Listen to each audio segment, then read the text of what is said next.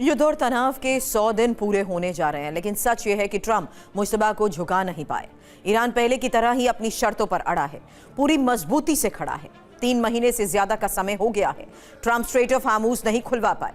Iran Hormuz straight पर नियंत्रण करने के लिए अड़ा हुआ है। ईरान ना तो अपना परमाणु कार्यक्रम रोक रहा है, ना ही संवर्धित यूरेनियम को दूसरे देश में शिफ्ट करने के लिए तैयार है। इतना ही नहीं, वो अपने प्रॉक्सी संगठनों को भी मदद नहीं रोक रहा। 28 फरवरी को जब अमेरिका और इजरायल ने ईरान के खिलाफ जंग शुरू की थी, जब दोनों देशों ने मिलकर हमला किया था, तो अनुमान और आकलन यही था कि चंद दिनों में ही ईरान ध्वस्त और पस्त हो जाएगा। लेकिन सच ये है कि अमेरिकी वॉर कमांडर्स का ये आकलन पूरी तरह से गलत साबित हुआ। अमेरिका ने ईरान में जो हमला किया, उसके मुख्य लक्ष्य थे ईरान के परमाणु कार्यक्रम को खत्म करना, ईरान के संवर्धित यूरेनियम को तबाह करना, ईरान के बैलिस्टिक मिसाइल मिशन को रोकना, ईरान में तख्ता पलट करना और ईरान की पूरी लीडरशिप को समाप्त करना।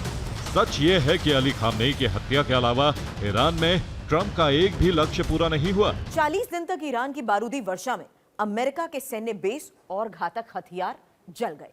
ईरान ने ऐसे हथियारों की कब्र खोद दी जिसके दम पर सुपर पावर अमेरिका कई देशों को डराने और धमकाने का काम करता था। लेकिन ईरानी सेना ने ही अमेरिका के इस गुरूर को भी ध्वस्त कर दिया।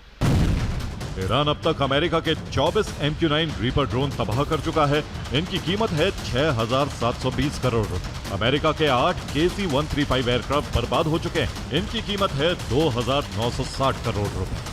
युद्ध में अब तक ट्रंप के 5 F-15 ढेर हो चुके हैं। इन चारों फाइटर जेट की कीमत 4,175 करोड़ रुपए। ईरान अमेरिका के एक F-35 लड़ाकू विमानों को गिरा चुका है। इन दोनों के दाम 1,020 करोड़ रुपए। अमेरिका के 2 F-16 का भी दहन हो चुका है। दोनों F-16 की कीमत 1,300 करोड़ रुपए। 700 करोड़ रुपए का अमेरिकी F-18 भी जल चुका है। 800 करोड़ रुपए के 4 हेलीकॉप्टर के भी टुकड़े हो चुके हैं।